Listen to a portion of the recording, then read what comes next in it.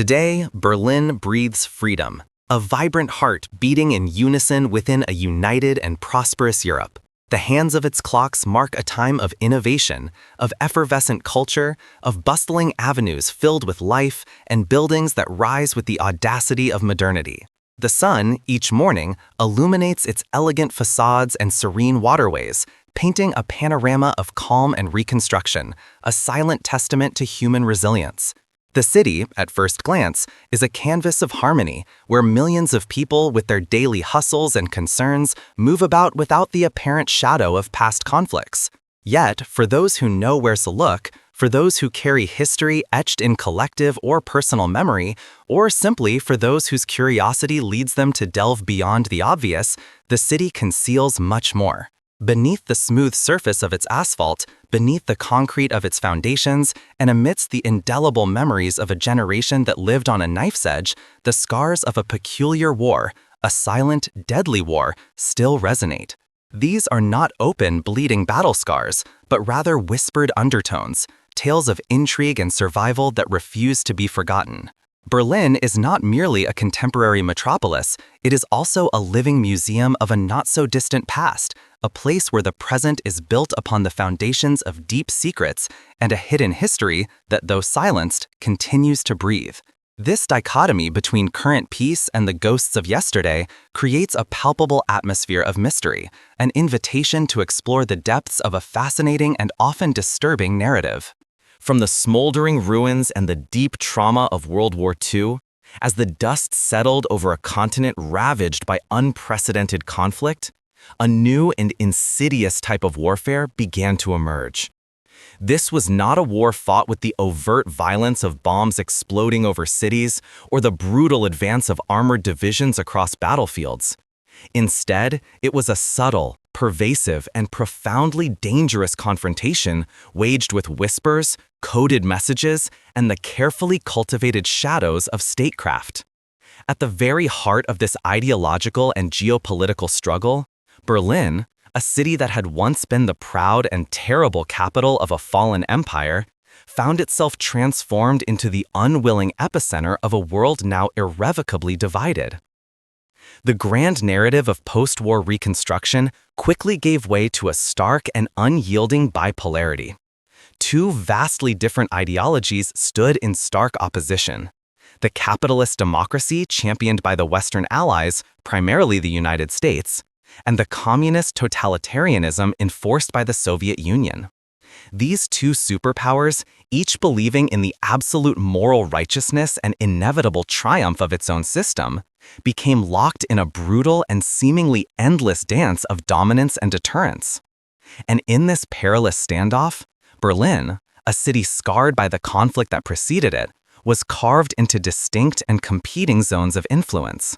It became an isolated island of Western capitalism, a beacon of individual freedoms, entirely surrounded by the vast, unyielding territories of East German socialism, a satellite state firmly under Moscow's iron grip. This stark geographical and ideological division of Berlin transformed the city into the ultimate chessboard, a microcosm of the global struggle where the stakes were nothing less than the future trajectory of human civilization. Every political maneuver, every intelligence operation, every covert action undertaken within its fragmented borders carried immense symbolic weight and potentially catastrophic real-world consequences. The invisible line dissecting the city became more than just a demarcation. It was a psychological barrier, a symbol of diametrically opposed worldviews and a constant simmering flashpoint. The daily lives of Berliners, whether in the comparatively free West or the tightly controlled East, were inextricably linked to the grand geopolitical game playing out above and around them. The underlying tension was almost unbearable, a palpable sense of unease that permeated the very atmosphere of the city. While overt military engagement was largely avoided due to the terrifying specter of nuclear annihilation, the covert war raged with relentless intensity. This was the Cold War, a period defined by suspicion, proxy conflicts, and an intricate web of espionage. And in this unique and precarious historical moment, Berlin stood as its ultimate stage, its greatest chessboard, where the future of two opposing worlds was constantly, silently, and dangerously being contested. The city, having endured the trauma of one war, now found itself at the grinding psychological front lines of another, forced to confront the haunting question of which ideology, if any, would ultimately prevail. On this grand global chessboard of intrigue and power, the most crucial pieces were not the esteemed leaders in their ornate palaces or the formidable generals strategizing in their fortified headquarters. Rather, they were the seemingly ordinary men and women meticulously transformed into extraordinary agents. These individuals, whose entire lives were painstakingly constructed upon intricate layers of deception, became the most valuable currency in a high-stakes game that spanned continents and threatened to ignite the world. For many, the siren call of clandestine work was an irresistible allure. The profound promise of safeguarding their cherished way of life, of becoming an invisible yet indispensable cog in the vast and complex machinery of state espionage. They were drawn by a potent mix of thrill, unwavering idealism, or sheer desperate necessity, finding themselves abruptly thrust into a shadowy world where trust was a dangerous luxury and betrayal a constant lurking menace. Our narrative delves deep into the compelling and often tragic story of one such enigmatic character, whom we will refer to as the Shadow Weaver. This agent, operating under the evocative codename Phantom, embodied the fervent zeal of the Eastern cause, an unshakable belief in the vision of a more just and equitable future. This future, as he had been meticulously taught and led to believe, could only be achieved through relentless ideological struggle and covert action. However, the very path towards this promised utopia was, by its inherent nature, paved with profound deception, intricate manipulation, and a deep-seated moral ambiguity. Phantom, a man initially driven by fervent convictions, found himself compelled to operate deep within the shadows, a realm where cherished ideals frequently clashed with the harsh, unforgiving realities of the secret war. His mission, far from being straightforward, was a daunting and escalating series of tasks, each more complex and perilous than the last. It involved the meticulous extraction of vital, high-value intelligence from carefully selected Western targets. To accomplish these critical objectives, Phantom refined the art of discretion to an almost preternatural degree, perfecting the subtle manipulation of information and the nuanced perception of his targets. With every carefully cultivated friendship, every fleeting charm, every superficial acquaintance, and every deeply forged relationship, he meticulously wove an intricate and deceptive web. His authentic self became meticulously buried beneath multiple, overlapping layers of fabricated personas, effectively transforming him into a consummate actor, performing on the grandest and most dangerous stage of the Cold War. He was, in essence, an artist of infiltration, his expertise allowing him to subtly influence events and gain access to closely guarded secrets. Every success, while undoubtedly solidifying his legendary status within his clandestine circle, simultaneously exacted a heavy and often hidden toll on his personal being.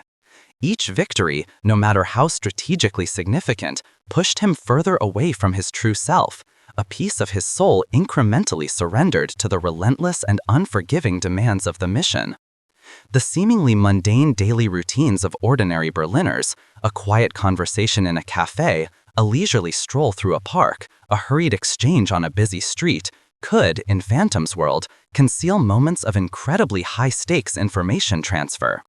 A tiny microdot might be imperceptibly slipped into a handshake, or a rolled-up classified document covertly exchanged on a park bench. Phantom's hands, often shielded by gloves or the opportune shadows of the moment, would execute these delicate maneuvers with practiced and almost unconscious precision, his true purpose meticulously concealed from unsuspecting eyes.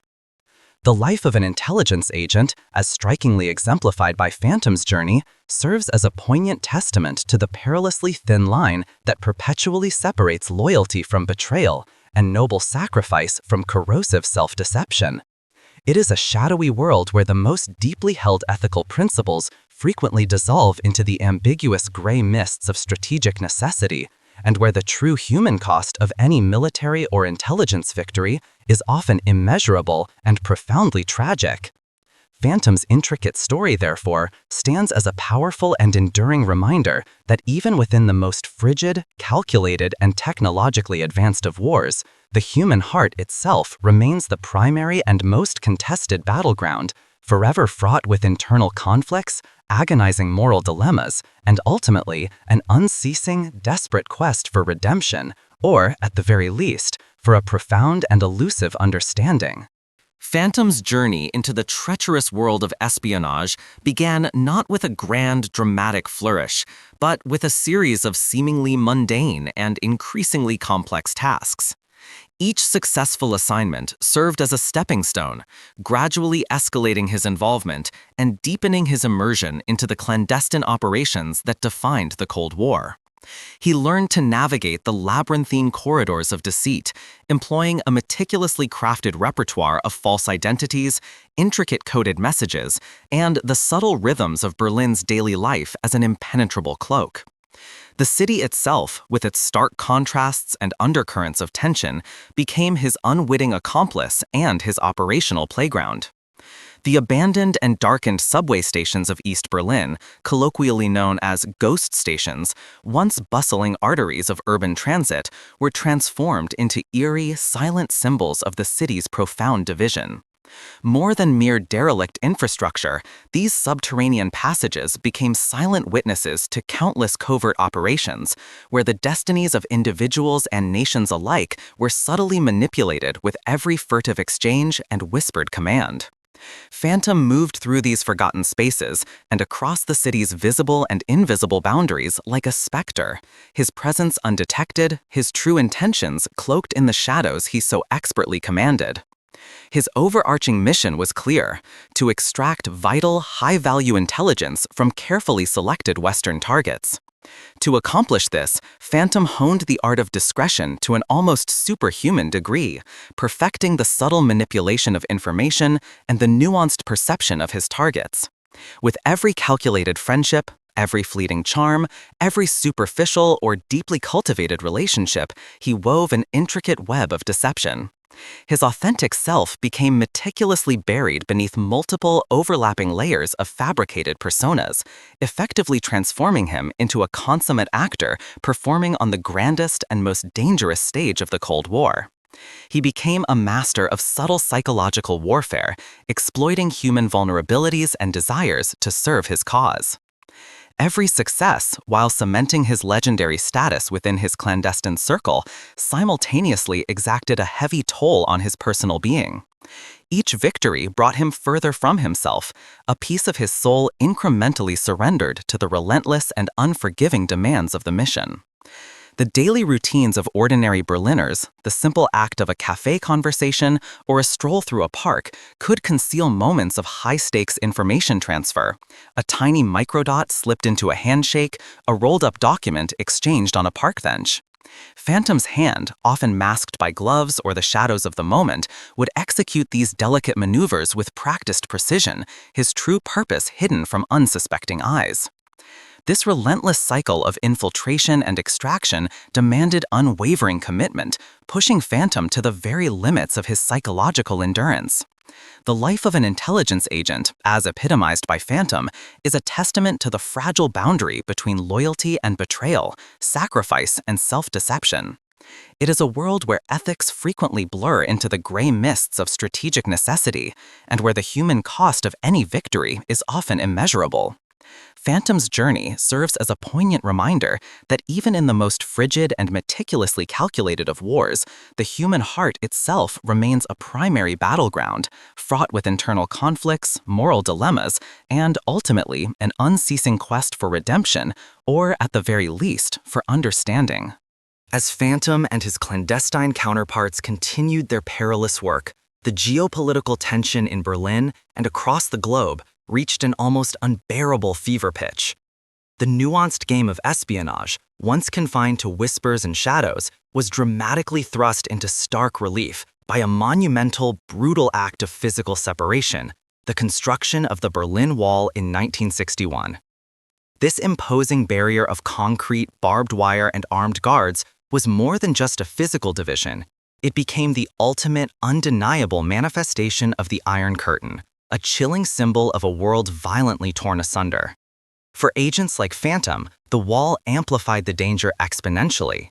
Every attempted crossing, every discreet rendezvous, every clandestine information drop became a desperate gamble where the cost of failure was no longer just exposure, but often imprisonment, torture, or even death within the notorious Stasi prisons of East Germany. The stakes, already astronomically high, now included the very lives and freedoms of those who dared to defy the fortified divide. This escalating brutal reality forced agents and their handlers into agonizing ethical dilemmas, blurring the lines of morality to an almost unrecognizable degree. The game was no longer merely about acquiring secrets, it was about sheer survival, demanding an absolute and unflinching loyalty that was constantly tested. But what happens when that very loyalty becomes a double-edged sword? When the system you've sacrificed everything to serve reveals itself to be as ruthless and corrupt as the enemy it opposes? Phantom, a master of deception, found himself ensnared in a web of his own making, facing a profound existential crossroads. The choices he made in those desperate moments, under unimaginable pressure, would not only determine his own fate, but would also etch a permanent mark on his soul, forever blurring the distinction between the hero he aspired to be and the villain he risked becoming. Each decision was a moral tightrope walk, with no clear path to absolution. The emotional and ethical weight of these high-stakes encounters was perhaps best embodied by the Bridge of Spies, the Glienicke Bridge, connecting West Berlin with Potsdam in East Germany. This seemingly unremarkable span over the Havel River became the most iconic and dramatic stage for the Cold War's most significant acts of exchange and betrayal. Here, under the watchful eyes of armed guards from both sides, human lives were meticulously bartered like commodities in a chilling, silent transaction. Freedom was exchanged for betrayal, ideological purity for human suffering, and the hopes of individuals were weighed against the strategic calculations of superpowers. These highly choreographed exchanges, often unfolding in the pre-dawn hours, were not just logistical operations, they were potent psychological warfare, designed to send messages and test the resolve of the opposing side. The Bridge of Spies became a chilling testament to the Cold War's ultimate gamble, a stark physical embodiment of the conflict's moral ambiguity. Each figure crossing the bridge, whether towards freedom or deeper into captivity, carried a story of immense personal sacrifice and geopolitical consequence. These moments of intense personal drama, played out on a global stage, were pivotal, shaping the course of the larger conflict and determining the fates of countless individuals caught in the crosscurrents of history. For Phantom and his compatriots, the bridge was a constant reminder of the personal cost of the Shadow War, a place where their individual destinies were inextricably linked to the grand, dangerous game played by nations. The concrete edifice of the Berlin Wall, a stark and brutal symbol of the Cold War's unforgiving divisions, eventually crumbled. Its physical demolition in 1989 was a momentous event, heralded globally as the collapse of the Soviet system and the triumphant conclusion of the Cold War itself. Yet, for the countless agents who had dedicated their lives to this shadow conflict, individuals like our Phantom, the war's end was far from a decisive victory or a simple cessation of hostilities. For them, the cessation of overt conflict merely transformed the battlefield from the geopolitical arena to the deeply personal landscape of memory and identity. The secrets they meticulously guarded, the lives they irrevocably touched, and the profound moral compromises they were forced to endure, these elements cast long, indelible shadows that persisted even as the brightest dawn of a new, supposedly peaceful era broke over Europe. The aftermath left many agents adrift, their carefully constructed purpose suddenly void. They were individuals who had lived lives of calculated deception, operating under immense psychological pressure, often making choices that blurred the lines between right and wrong for what they believed was a greater cause. With the ideological frameworks that had once justified their actions now dismantled, they were left to grapple with the profound and often painful consequences of their past. The personal toll was immense: fractured families, lost identities, deep-seated paranoia, and a constant haunting awareness of the lives they had inadvertently or deliberately impacted. The perceived victory of one side over another felt hollow when weighed against the profound personal cost borne by those who had served on the front lines of this cold, calculating war. This raises a crucial and lingering question that echoes through the annals of Cold War history. Who truly played God in Berlin? Was it the powerful leaders ensconced in distant capitals who dictated policy and drew the lines of division? Or was it the agents themselves who, in their relentless and often ruthless pursuit of information, effectively held the fragile fate of nations directly in their hands? These were the individuals on the ground, making split-second decisions with far-reaching consequences, navigating a treacherous landscape of human weakness and geopolitical ambition. Their actions, though often hidden, steered the course of the cold conflict, averted or provoked crises, and directly impacted the lives of millions. In this most dangerous and ethically ambiguous of games, perhaps the true victory was not ultimately claimed by the grand narratives of triumphant nations or ideologies. Instead, a more profound and poignant victory was achieved by those few who, in the aftermath, managed to navigate the labyrinth of their own past. Their triumph, if it can be called that, lay not in medals or recognition, but in the arduous, lifelong struggle to live with the indelible ghosts of their past. It was a personal victory measured by the ability to find a semblance of peace, reconciliation, or even just acceptance within a self and a city forever scarred by the phantom hand of history. The Berlin Wall may have fallen, ushering in an era of unity and transparency, but the psychological walls within these agents, built brick by brick through years of secrecy and moral ambiguity, remained. Their enduring legacy is not just one of espionage, but of the human spirit's capacity to confront and, perhaps, eventually, transcend the profound and often painful shadows cast by a war fought in the dark.